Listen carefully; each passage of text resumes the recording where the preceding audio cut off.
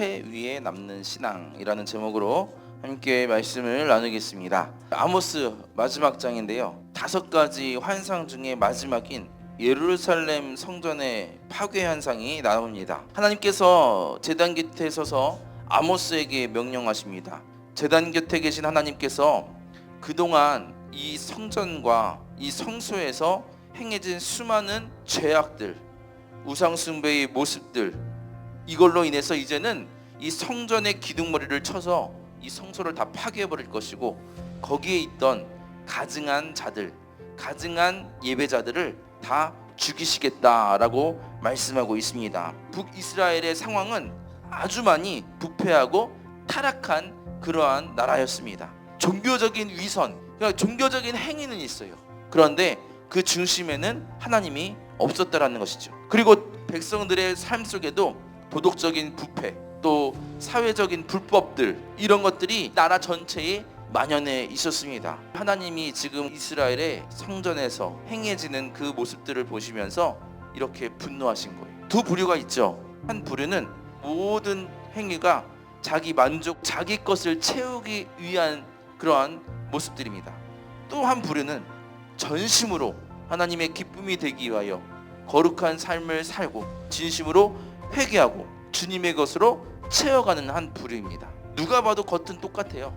근데 그 내면은 너무나도 극명하게 나눠져 있죠. 하나님의 그 강렬한 시선은 절대로 피할 수가 없음을 우리는 이 말씀을 통해서 보고 배워야 합니다. 하나님은 계속해서 아모스를 통해서 선지자들을 통해서 깨닫게 하셨는데, 계속해서 그 말씀을 무시하고 또 외면하고 회개하지 않고 자기들의 만족과 유익을 위해서 살아갔습니다. 그래서 하나님은 이제는 더 이상 방치하지 않을 것임을 이렇게 아모스 선지자를 보내시고 이 5가지 환상을 통해서 보여주셨습니다. 우리는 죄를 지을 수밖에 없는 존재들입니다. 그런데 반드시 엎드려지고 회개하고 돌이켜야 합니다. 하나님 앞에서 내 자신을 낮추지 않고 무너뜨리지 않으면 하나님께서 낮추시고 무너뜨리실 거예요. 이것을 우리는 절대로 잊지 말아야 할 줄로 믿습니다. 그런데 오늘 아모스 마지막 장도 이 심판으로 끝나지는 않아요.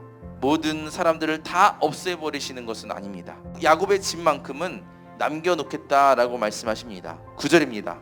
보라, 내가 명령하여 이스라엘 족속을 만국에서 채집하기를 채로 채질감 같이 하려니와 그 한 알갱이도 땅에 떨어지지 아니하리라.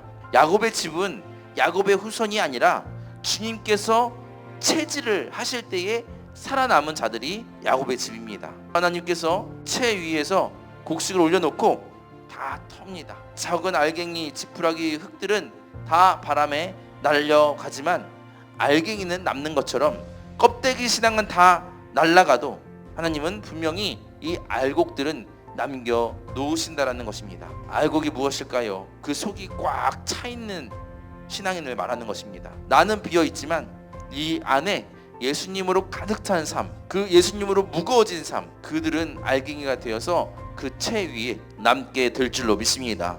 내 사용하는 언어도 내가 지금 가벼운 언어라면 비워버리고 주님의 그 묵직한 말씀으로 채우는 사람, 죄악으로 헐거워진 내 몸과 영혼을 예수님의 십자가의 보혈로 가득 채우는 사람, 그 변화의 알갱이들이 채 위에 남아서 결국 우리는 그 심판의 때에 그 모든 심판을 모면하는 야곱의 집이 될 줄로 믿습니다. 회개의 열매, 삶의 변화가 없이는, 다른 사람의 관계와 성품의 변화가 없이는, 내 꿈과 비전이 나의 욕망의 자랑이 아니라 하나님 나라와 그분의 영광으로 변화가 없이는 절대로 주님의 체질 앞에서 우리가 살아남을 수가 없습니다.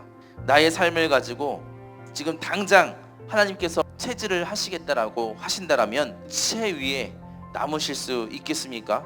겉 모양은 똑같아요. 근데 그것이 채워져 있는 깨인가 빈 쭉정인가는 털어보면 답이 나옵니다. 우리의 속을 꽉 채우시길 바랍니다. 그래서 아무런 힘없이 알맹이도 없이 날아가 버리는 신앙생활이 아니라 정말 진정한 회개와 변화로 채 위에 남는, 정말로 하나님께 선택받는 그러한 신앙인이 되시기를 예수님의 이름으로 간절히 축원합니다.